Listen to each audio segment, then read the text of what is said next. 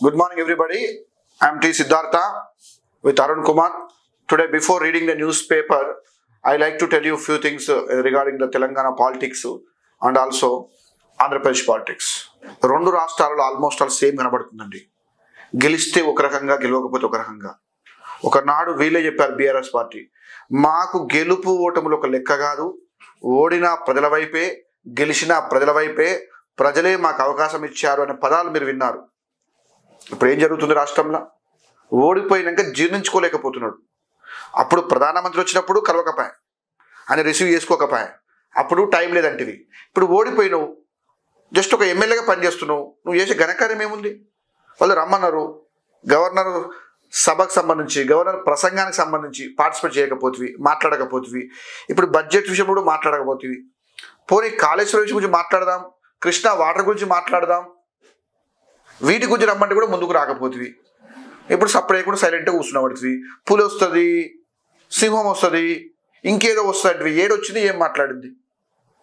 ప్రజలు కోరుకునేది కూడా, నువ్వు 10 ఏళ్ళు పరిపాలించినావు, తెలంగాణ అద్దంలాగా చేసినా అన్నావు, ఇప్పుడు వీళ్ళు గెలిచిర్రు, ఈ అద్దమేంది, అన్నమేంది, సున్నమేంది బయటపడాలి. ఇప్పుడు నీకు గడిచి లేకపోయా, ఇది రియాలిటీ. మీరే ఆలోచన చేసుకోవాలి. అంటే అమావాస్య జాతకాల పిచ్చాడు కదా, అమావాస్య ముందు రాడు కదా. దీనికి ఏం అమావాస్య? అరే ఎప్పుడు అమావాస్య? నరేంద్ర మోదీ వస్తే అమావాస్య ఉంటుంది, గవర్నర్ పిలిస్తే అమావాస్య ఉంటుంది. ఈయనకి అమావాస్య ఎవరికి లేదా ప్రపంచంలో? ఈయన మాత్రం నేటి నుంచి నాగోబా జాతర ఆదిలాబాద్ జిల్లా ఇంద్రవెల్లి మండలం కేస్లాపూర్లో శుక్రవారం నుంచి 3 రోజుల పాటు జరగనున్న నాగోబా జాతరకు అన్ని ఏర్పాట్లు పూర్తయినాయి. రాష్ట్రంలో మేడారం తర్వాత 2వ అతిపెద్ద గిరిజన జాతరగా గుర్తింపు పొందిన నాగోబా జాతరకు 1,00,000 మందికి పైగా తరలి వచ్చే అవకాశం ఉంది. మెస్రం వంశీయులు ఇప్పటికే 80 కిలోమీటర్ల దూరంలోని హస్తినామడుగు దాకా కాలినడకన వెళ్లి తిరిగొచ్చిన గోదావరి జలాలను కేస్లాపూర్లోని మర్రి చెట్టు వద్దకు చేర్చారు. పెద్దలకు కర్మకాండ పూజలు నిర్వహించారట. ఇది నాగోబా జాతర గురించి ఆదిలాబాద్ అతిపెద్ద జాతర, 2వ జాతర. కేసీఆర్ బేషరం మనిషి, ఆయన expiry medicine. CM Revanth Reddy గారు అసెంబ్లీ సమావేశాలకు కేసీఆర్ రాడేమో, వస్తే మంచిది. గవర్నర్ ప్రసంగానికి రాలే, ప్రతిపక్ష నేత చిత్తశుద్ధి ఇదేనా? అధికారం కోల్పోవడాన్ని జీర్ణించుకోలేకపోతున్నాడు. ఆయన అవినీతిపై ప్రొసీజర్ ప్రకారమే విచారణ. కేఆర్ఎంబికి ప్రాజెక్టును అప్పగించిందే కేసీఆర్. బీఏసీ మీటింగ్ కు కేసీఆర్ కడియం వస్తారని చెప్పి హరీష్ వచ్చుడేంది. రేపు హిమాంశు కూడా వస్తాడంటాడేమో, అనుమతిస్తారా? అసెంబ్లీలో కులగణన తీర్మానాన్ని ప్రవేశపెడతామని వెళ్ళాలి. కేసీఆర్ బేషరం మనిషి, ఆయన ఎక్స్పైరీ మెడిసిన్ అని సీఎం రేవంత్ రెడ్డి అన్నారు. అధికారం కోల్పోవడాన్ని కేసీఆర్ జీర్ణించుకోలేకపోతున్నా, అందుకే ముఖం చాటేస్తున్నారని విమర్శించారు. గురువారం అసెంబ్లీ సమావేశాల సందర్భంగా సీఎం రేవంత్ రెడ్డి అసెంబ్లీలో తన ఛాంబర్లో మీడియాతో చిట్చాట్ చేశారు. ప్రతిపక్ష నేతగా అసెంబ్లీకి హాజరు కావాల్సిన కేసీఆర్ ఎందుకు రావడం లేదని ప్రశ్నించారు. గవర్నర్ ప్రసంగానికి కేసీఆర్ హాజరు కాలేదు, ఆయన దేనికి రావడం లేదు, బీఎస్సీ మీటింగ్ రాలేదు. ప్రతిపక్ష నేతగా కేసీఆర్ చిత్తశుద్ధి ఏందో దీన్ని బట్టి అర్థమవుతుందని. అసెంబ్లీ సమావేశంలో కేసీఆర్ వస్తారో రావాలన్న అనుమానం ఉంది. నేను మాత్రం రాడేమో అనుకుంటున్నా. సభకు వచ్చి ప్రతిపక్ష నేతగా ఆయన తన బాధ్యతలు నెరవేర్చాలని కోరుకుంటా అని సీఎం తెలిపారు. బీఎస్సీ మీటింగ్ లో పాల్గొనేందుకు బీఆర్ఎస్ తరఫున కేసీఆర్ కడియం శ్రీహరి పేర్లను ఇచ్చారని, కేసీఆర్ బదులు హరీష్ రావు రావడం ఏంటని సీఎం రేవంత్ రెడ్డి ప్రశ్నించారు. ఆయన హరీష్ రావును తామెందుకు మీటింగ్ లో అడ్డుకుంటామని, ఆయన మీటింగ్ అనుమతించాలో లేదో నిర్ణయించాల్సింది స్పీకర్ అని తెలిపారు. ఈ విషయం చూస్తే మీరు అబ్జర్వ్ చేస్తే ఆయన సీఎం గా తట్టుకోలేకపోతున్నారు. అవును, భయం, ఆయన చూసే ధైర్యం కూడా లేకుండా పోయింది. అవును, ప్రతిపక్ష నేతగా నాకు అర్థం కాక అడుగుతా, ఇప్పుడు ఈ వ్యక్తి ఎవరు, మన కడియం శ్రీహరి గారు వస్తా అని చెప్పారు. అవును, బీసీలు ఉన్నారు, ఎస్సీలు ఉన్నారు, ఎస్టీలు ఉన్నారు, మళ్ళీ వాళ్ళు అల్లుడే కావన్నా. అవును, మంచి కౌంటర్ ఇచ్చిండు. అవును, ఈయన కౌంటర్ తట్టుకోలేకపోతున్నారు వాళ్ళు. అవును. ఇంతకుముందు మీరు మనం అబ్జర్వ్ చేస్తే బీఆర్ఎస్ పార్టీ పరిపాలిస్తున్నప్పుడు ప్రతిపక్ష పార్టీకి మైక్ ఇవ్వకుండా మాట్లాడదామన్న అవకాశం ఇవ్వలే. వీళ్ళేమో మాట్లాడమని రమ్మంటున్నారు. కలిసి ఎట్లా మారిపోయింది, మీరు రండిరా బాబు మాట్లాడండి, ఏం చెప్తారు చెప్పురి అని ఈయన అంటున్నాడు. అప్పుడే మీరు రావద్దు అని ఎక్కడికక్కడ కంచెలేసి అరెస్టులు చేసి రాకుండా వాళ్ళు చేశారు. ఎంత తేడా ఉంది రాష్ట్రంలో. అంటే పూర్తి స్వేచ్ఛనిచ్చినా కూడా వినియోగించుకోలేకపోతున్నారు అంటే వాళ్ళ అసమర్థతకు నిదర్శనం. అసలు మన చేతగాంతరం. అవును, బాగా భయం. ఫస్ట్ రేవంత్ రెడ్డి గారు నార్మల్ గా అసెంబ్లీకి అడుగు పెట్టగానే ప్రతిపక్ష హోదాలో ఆయన కూర్చున్నాడు, రేవంత్ రెడ్డి లేస్తాడు. సీఎం గారు మాట్లాడగా లేవగానే కేసీఆర్ చేసిన అవినీతి అనగానే గుండె పగిలిపోతుంది కావచ్చు. అరే నేను అటుపక్క ఇటుపక్క వచ్చిన పరువు ఏంది, ఈ మొత్తం అసెంబ్లీ పరువు మొత్తం తీస్తాడు అని చెప్పి గుండె, అంటే ఒక్కొక్క మాట మాట్లాడుతా ఉంటే ఒక్కొక్కసారి గుండె పగిలిపోతా ఉంటది కేసీఆర్ది. ముఖ్యమంత్రి గారు అని పిలవాలంటే ఆయనకు నోట్లకి వస్తలేదు. ఒకప్పుడు అన్నాడు ఈ పవర్స్ మాకు అవసరం లేదు, మాకు అధికారం గురించి మాకు అవసరమే లేదు, ఏడున్నా పని కానీ ఒక్కసారి పిలవాలి సార్, పిలిస్తే చూడాలి మనకు కూడా. అలాగే అసెంబ్లీకి వచ్చి ముఖ్యమంత్రి గారు ఇది పద్ధతి కాదు, ఇది చూడాలి మీరు అంటే సరిపోతుంది. ఆయన చెప్పినా కూడా చేస్తాడు. రేవంత్ రెడ్డి గారికి ఎలాంటి బేజాలు లేవు. గజ్జలకి కావాలన్నా పంపిస్తాడు, సిరిసిల్లకు కావాలన్నా నిధులు మీ లెక్క ప్రకారం మీకు పంపిస్తాడు. మీరు మాత్రం తీసుకున్నప్పుడు అందరికి పంపించేటువంటి తత్వం ఉంది ఆయనకు. డిజైన్ నిర్వహణనే ముంచింది. మేడిగడ్డ బ్యారేజీపై విజిలెన్స్ రిపోర్ట్. డీటెయిల్డ్ స్టడీకి ఎక్స్పర్ట్ కమిటీని ఏర్పాటు చేయాలని ప్రభుత్వానికి సిఫార్సు. బ్యారేజీని ప్రారంభించిన తర్వాత ఆపరేషన్ అండ్ మెయింటెనెన్స్ గాలికి ఇరిగేషన్ డిపార్ట్మెంట్ కానీ నిర్మాణ సంస్థ ఎల్ఎండి కానీ పట్టించుకోవాలి. కనీసం వానాకాలం ప్రారంభానికి ముందు తర్వాత తనిఖీలు కూడా చేయలేదు. నిర్మాణ ఖర్చును ఏకంగా 133% పెంచేశారు. 100 ఏళ్ల కింద కట్టిన డ్యాములు గట్టిగా ఉన్న మేడిగడ్డ 4 ఏళ్లకి ఆగమైందట. ఇది చూసి మీరు అర్థం చేసుకుంటే ఫస్ట్ ఒక 100 రూపాయలు అనుకుంటే ఇంకా 133.60 రూపాయలు ఎక్స్ట్రా డబల్. అంటే లక్ష, ఇప్పుడు 50,000 కోట్లు అంటే 1,00,000 కోట్లు చేసిద్దాం డబుల్ అనమాట. 133% పెంచారు. అయినా కూడా దానికి ఎలాంటి రూల్స్ లేవు. ఇదంతా క్విట్ ప్రో పాలసీ, నీకెంత నాకెంత. ఫస్ట్ మన ముందు ఒకటి కనబడుతుంది మీడియా ముందుట, తర్వాత వెనక వైపు వేరే మాట్లాడుకొని చేతులు మారిపోయాయి, మెల్ల పెంచుకుంటూ పోతారు. అందుకే ఇట్లా పగులు వచ్చినాయి చేతులు మాడంతో. కానీ బెటర్ చేతులు చిన్నగా పాత కాలంలో చిన్న చిన్న కలవాటు కట్టినారు. అది ఇప్పటికి కూడా చెక్కు కాంగ్రెస్ పార్టీ కట్టిన డ్యాములు తెలంగాణ రాష్ట్రంలో కోకలడు ఉన్నాయి. మరి అవి కూడా కూలిపోలే కదా, అవి కూడా పగులు రాలే కదా. వస్తున్నాయి అర్థమైంది. మళ్ళీ ఈయన జాతకాల పిచ్చి ఉంది, ఈయనకు దేవుడు అంటే భక్తి, మళ్ళీ రక్తం బొట్టు పెట్టండి, మళ్ళీ నువ్వు యజ్ఞాలు యాగాలు చేస్తా అంటే నన్ను మించడం లేదంటివి. మరి అరే నిజాం ప్రభు కట్టినటువంటి క్యాంపస్ అట్లే ఉన్నాయి, మూసీనది అట్లే ఉంది, డ్యామ్ అట్లే ఉన్నాయి, రిజర్వాయర్ అట్లే ఉన్నాయి. నీదేమైంది మరి? ఇప్పుడు కాళేశ్వరం ప్రాజెక్ట్ ఓపెన్ అయిన తర్వాత జగన్ గారు వచ్చినారు, తర్వాత మన ఉన్న ఎమ్మెల్యేలని అందరినీ బస్సులో తీసుకుపోయినారు కదా, ఇప్పుడు తీసుకోవద్దు చేత కాదు దొంగ. మహిళా ఓటర్ల ఎక్కువ. లోక్సభ ఎన్నికలకు ఫైనల్ ఓటర్ లిస్ట్ ఎన్నికల commission CEO Vikas Raj release చేశారు. రాష్ట్ర వ్యాప్తంగా 3,30,00,000 మంది ఓటర్లు ఉండగా అందులో పురుషులు 1,64,00,000 చేంజ్ ఉన్నారు. మహిళలు 1,65,00,000 మంది ఉన్నారు. 1,00,000 మంది మహిళలు ఎక్కువ ఉన్నారు ఓటర్లు. అందుకే మహిళల మీద ఎక్కువ స్కీమ్లు వస్తున్నాయి ఈ మధ్య కాలంలో. బేటీ పడావో బేటీ బచావో, ఫ్యూచర్ లో బేటా పడావో బేటా బచావో కూడా రావాలి. అవును అట్లా వచ్చింది. ఇప్పుడు మన రీసెంట్ బస్సులో కూడా పురుషులకు మాత్రమే అని పెట్టారు. అంటే డామినేషన్ కూడా ఎక్కువ అయిపోయింది. సమానంగా ఉంటే బాగుండు, 50-50 ఉంటే మంచిగా ఉంటది. రైట్. యువతిని దారుణంగా ఇది యువతిని గొడ్డలతో చంపిన ఉన్మాది. దానికి వాడికి ఏం పుట్టింది నాయన. తనతో పెళ్లికి నిరాకరించిందని యువతిపై ఓ యువకుడు గొడ్డలతో దాడి చేసి హత్య చేశాడు. నిర్మల్ జిల్లా ఖానాపూర్లో గురువారం ఈ దారుణం జరిగింది. ఏం పుట్టింది నాయన, మీకు తాగుబోతున్నా మొహాలు మా పేరు, నీకు ఇష్టం లేకపోతే ఇంకొకరు పెళ్లి చేసుకోవచ్చు కదరా, చంపడం ఎందుకు రా నాయన, ఇంత దారుణం రా, అసలుకే పరిస్థితి బాగాలేదు మార్కెట్లో, ఈ చంపడానికి నీకు అవసరమైతే నీకు నిజంగానే అన్యాయం జరిగితే కోర్టుకు పోవాలా, కేసు పెట్టాలి, కానీ చంపడం ఏంది? నేను పూర్తిగా ఖండిస్తుంది మా టీం కూడా. ఇది చాలా బాధాకరం. ఈ మధ్య బాగా పెరిగిపోతుంది ఇలాంటి కేసులు.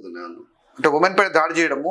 సరే ఏదేమైనా కానీ ఒక సెటిల్మెంట్ మాట్లాడుకోవడము, డిస్కస్ చేసుకోవడం కోర్టులు అవే చెప్తాయి. మీరు ఏదైనా ఉంటే డిస్ప్యూట్లు ఉంటే మాట్లాడుకొని సెట్ చేసుకోండి, కానీ ఇది చెప్పడం కరెక్ట్ కాదు. లవ్ అఫేర్లు ఇదంతా బ్యాడ్ రిలేషన్స్. శివబాలకృష్ణ అవినీతిపై ITED ఫోకస్. HMDA మాజీ డైరెక్టర్ శివబాలకృష్ణ అవినీతిపై ITED ఫోకస్ పెట్టాయి. ACB నుంచి IT అధికారులు కేసు వివరాలు తీసుకోవడానికి చెప్ప సమాచారం. ఇప్పుడు దొంగ రోజు వస్తుంది ఫోటో, అద్భుతమైన ఫోటో సార్. రెడీ అయ్యాడు, ఎంత అందంగా మేకప్. ఇక్కడ పక్క పొంటి ఇక్కడ ఏం పెట్టాలి, పైన ఫ్లెక్స్ తయారు చేసినాం అనుకో, మనం అందరి పైన ఫోటోస్ పెడతాం, ఫోటోస్ పెడతాం కదా. అట్లా కేసీఆర్ గారు, కేటీఆర్ హరీష్ రావు గారు, కవిత గారు ఫోటో ఇట్లా అందరు ఫోటో పెట్టి కింద పెట్టాలి. పైన సోమేష్ కుమార్ ఫోటో కూడా పెట్టాలి. పెట్టిన కింద పెట్టి వీరి ఆధ్వర్యంలో వీళ్ళ ప్రభుత్వం ఇన్ని కోట్ల ఆస్తులు సంపాదించాలని చెప్పి పెడితే అద్భుతంగా. చాలా పేదవాళ్ళు అసలు ఇంకొక 5 years ఉంటే ఇంకా సంపాదించుకుంటారు. కరెక్ట్ టైం కు ఓడిపోవడం వల్ల ఆగిపోయింది చాలా స్టెప్. ఇంత చిన్న వ్యక్తే గిన్ని కోట్ల 500 కోట్లు సంపాదించారంటే మిగతా ఇక్కడ హైదరాబాద్ లో మొన్న అభయ్ కుమార్ ఇంతకుముందు మనం వీడియో కూడా చేసినాం అతని మీద. ఈ అవినీతి అక్రమాల్లో పాల్పడండి, వాడి మీద కూడా తప్పేం లేదు. ఒక అవినీతి అధికారం వాడి మీద తప్పేం లేదు. వాడి మీద కూడా ఈ ఎంక్వైరీ చేస్తే ఈ 500 కోట్ల కంటే ఎక్కువ. ఎందుకంటే కేసీఆర్ బినామీగా ఉన్నట్టు ఆరోపణలు ఉన్నాయి. హైదరాబాద్ చేసిన మేడ్చల్లో కూడా రకరకాల భూములు అన్నిటి కూడా ఆయన కనుసంలో అప్రూవల్ అయిపోయినాయి. ఆయన మీద కూడా ఈడీ మొత్తం వాడు చెప్తున్నా కూడా తప్పు చేసిన భయపడేదేముంది. BACలో లొల్లి, శ్రీధర్ బాబు వర్సెస్ హరీష్. కేసీఆర్ స్థానంలో మీటింగ్ వచ్చిన హరీష్ అభ్యంతరం చెప్పిన మంత్రి శ్రీధర్ బాబు. మీటింగ్ నుంచి వెళ్లిపోయిన మాజీ మంత్రి. అసెంబ్లీ 4 రోజులు బీఏసీలో నిర్ణయం. నేడు గవర్నర్ ప్రసంగానికి ధన్యవాద తీర్మానం. రేపు బడ్జెట్ 11వ ముగిన సమావేశం. మరి ఒక పేరు ఇచ్చి అది ఇంకోరు వస్తే ఎట్లా తీసుకుంటారండి? ఇంకోటి శ్రీధర్ బాబు గారు మీ లెక్క దొంగ కాదు. శ్రీధర్ బాబు గారు ఒక మంచి కుటుంబం నుంచి వచ్చిన వ్యక్తి. మళ్ళీ తర్వాత ఎటువంటి అవినీతి మార్గాలు కానీ కొట్లాడినా కానీ అంటే ఇటువంటి ఆరోపణలు ఉన్న వ్యక్తి కాదు. మంచి ఎడ్యుకేటెడ్ పర్సన్, మంచి వ్యక్త. అంటే మంచి ఎలా మాట్లాడాలి, ఎవరితో ఏ విధంగా బిహేవ్ చేయాలి, సభ్యత సంస్కారం ఉన్న వ్యక్తి. ఈ రోజు మీ లెక్క కాదు, మీ లెక్క చిల్లర మాటలు మాట్లాడే వ్యక్తి కాదు శ్రీధర్ బాబు గారు. మీరు ఆయనతో గొడవ పడ్డారంటే మీ అంత దరిద్రం కూడా లేరు. హామీలను నెరవేరుస్తాం. ఇది ప్రజాప్రభుత్వం. గవర్నర్ త్వరలో 500కే గ్యాస్ సిలిండరు, 200 యూనిట్ల ఫ్రీ కరెంటు, 2 లక్షల ఉద్యోగాలు భర్తీ చేస్తామంటున్నారు. 100 ఎకరాల్లో ఏఐసిటీ, 12 ఫార్మా కాలేజ్ విలేజ్లు, ప్రతి కుటుంబానికి కనీస ధరకే ఇంటర్నెట్, రైతు భరోసా, రుణమాఫీ, కులగణన కట్టుబడి ఉన్నాం. గత పాలకులు రాష్ట్రాన్ని అప్పుల కుప్పగా మార్చిండ్రు. ధరణి సమస్యలు పరిష్కరిస్తామని హామీ. ఉభయ సభల్లో ప్రసంగించినటువంటి గవర్నర్ ఎంత స్వేచ్ఛగా మాట్లాడుతున్నారండి. అది కావాలి రాష్ట్రానికి. అదే కుటుంబానికి కనీస ధరకే ఇంటర్నెట్ ఇదైతే ముందు ఇవ్వాలి. ఎందుకంటే పాపం చాలా మందికి పనికొస్తుంది. బీఆర్ఎస్ బీజేపీలో విలీనం చేస్తారు. కేటీఆర్, హరీష్, కవితను కేసీఆర్ దగ్గర నుండి పంపిస్తారు. రాజగోపాల్ రెడ్డి గారు బీఆర్ఎస్ బీజేపీని శ్రీరామ రక్ష. నాకు హోంమంత్రి కావాలని ఉన్నది. ఇక్కడ చూడండి, నాకు హోంమంత్రి కావాలని ఉన్నది. అయితే మాత్రం కేసీఆర్ ఫ్యామిలీ జైలుకే అంటే ఇస్తే జైలు పోతా లేకపోతే పోరా. ఇదో పెద్ద పంచాయతీ ఉంటుంది సార్. ఎప్పుడు మంచిగా ఉంటారు, ఎప్పుడు ఎటు మాట్లాడతారు తెలియదు గురించి. పార్టీ అధ్యక్షత మాత్రం పోటీ చేస్తామట. అది పెద్ద మన భువనగిరి ఉంది కదా, కోమటిరెడ్డి భువనగిరి నుంచి ఒకటి చూస్తున్నారు. ఇంకొకరా మా ఫ్యామిలీ నుంచి లోక్సభకు పోటీ చేయాలని అనుకోవట్లేదు. ఇంకొకరు ఫ్యామిలీ నుంచి ఇంతమంది ఎంపీ సీట్ ఉంది కదా, దాన్ని వాళ్ళ భార్య గారు పోటీ చేద్దామని చూస్తున్నారు. ఫ్యామిలీ ప్యాకేజ్ అయిపోయింది. మళ్ళీ ఏమంటాను నేను అనుకోవట్లేదు, వాళ్ళు ఇస్తే తీసుకుంటా. అదేంది మళ్ళా నాకంటారు కదా, మీ అమ్మాయికి ఏమైనా పెట్టుకో, నాకద్దు, మీ అమ్మాయి బతుకుతుంది కదా. బీఆర్ఎస్ నేతలందరూ బీజేపీలో చేరండి. కొంచెం ఆలోచించి మాట్లాడాలి. మాట్లాడకండి, పరువు పోతుంది. ఆ పార్టీకి భవిష్యత్తు లేదు. కేంద్ర మంత్రి కిషన్ రెడ్డి లోక్సభ ఎన్నికలు అసలు పోటీలోనే ఉండదు. మేము ఒంటరిగానే బరిలోకి దిగుతాం. కాంగ్రెస్ బీఆర్ఎస్ మధ్య డూప్ ఫైట్ జరుగుతున్నదని ఫైర్. మీరు ఇక్కడ అర్థమైంది, కాంగ్రెస్ బీఆర్ఎస్ మధ్య డూప్ ఫైట్ కాదు, ఇక్కడ బీజేపీ బీఆర్ఎస్ మధ్య రియల్ ఫైట్. ఇంకోటి రియల్ ఫైట్ లాగా షో చేస్తారు. బీఆర్ఎస్ నేతలు బీజేపీలో చేరడం ఆల్రెడీ ఉన్నారు కదా. అవును, అది బీటీవే కదా బీఆర్ఎస్. కిషన్ రెడ్డి గారు కూడా వన్ ఆఫ్ ద బీటీం మరి టాక్ ఉంది. కరెక్టే. సీఎం ను కలిసే పట్నం ఫ్యామిలీ అట. కాంగ్రెస్ లో చేరిన జిహెచ్ఎంసీ మాజీ డిప్యూటీ మేయర్. బీఆర్ఎస్ కు ఒకే రోజు 2 ముఖ్య నేతలు షాక్ ఇచ్చారు. ఆ పార్టీ సీనియర్ లీడర్ ఎమ్మెల్సీ పట్నం మహేందర్ రెడ్డి, ఆయన భార్య వికారాబాద్ జెడ్పీ చైర్పర్సన్ సునీత గురువారం సీఎం రేవంత్ రెడ్డి కలిశారు. వీరు త్వరలోనే కాంగ్రెస్ చేరుతామని చర్చ జరుగుతోంది. పాత బస్తీకి చెందిన బీఆర్ఎస్ లీడర్, జిహెచ్ఎంసీ మాజీ డిప్యూటీ మేయర్ బాబా ఫసీయుద్దీన్ కాంగ్రెస్ పార్టీ రాష్ట్ర వ్యవహారాల ఇన్ఛార్జ్ దీపా దాస్ మున్షి సమక్షంలో కాంగ్రెస్ లో చేరారు. స్టార్ట్ అయిపోయింది దుకాణం. 100% అయిపోయినట్టే. కేటీఆర్ చెప్తేనే 53 కోట్లు ఇచ్చినాం, సిగ్గులేదు. ఫార్ములా ఈ రేస్ బాధ్యత ఆయనదే. ప్రభుత్వ నోటీసులకు అరవింద్ కుమార్ రిప్లై. ఇక దీని గురించి ఇప్పుడు ప్రెస్ మీట్ దమ్ముంటే, దీని గురించి నమస్తే మాట్లాడని చెప్పి దమ్ముంటే అది చేత కాదు. అగో కేటీఆర్ చెప్తే ఇవ్వడం మీద ఆయన ఒక 5 years ఉండేటువంటి ఒక మినిస్టర్ మాత్రమే. ఎప్పటికుంటే అధికారులు మీరు మరి ఇంకేది ఆ 3 కూడా శిరసావేశం కట్టుర్రి. మంచి పని చెప్పినావు. కరెక్ట్ శిరసా కట్టుకోవాలి. మిత్తి లేకుండా పర్లేదు, ఫస్ట్ ఇంట్రెస్ట్ లేకుండా పర్లేదు మీ బతుకులకి. ఇప్పుడు ఆయన 500 కోట్లు సంపాదించింది కదా, అలా తీసేస్తే అయిపోయింది. ఎంతనే ఒకసారి తీసేసి అవినీతి అక్రమాలు నువ్వు సంగతి ఈయన కూడా ఫామ్ హౌస్ ఉన్నాయి కదా, అయిపోతుంది. అమ్ముడేందుకు బ్లాక్ మనీ లేదా, అది అమ్ముతారాలు. బ్లాక్ మనీ ఇయ్యారు కదా, మన కనబడే ఫామ్ హౌస్ కాకరకాయ అమ్మితే నాకు 3 కోట్లు వచ్చినాయి, 2 కోట్లు వచ్చి చెప్పాడు.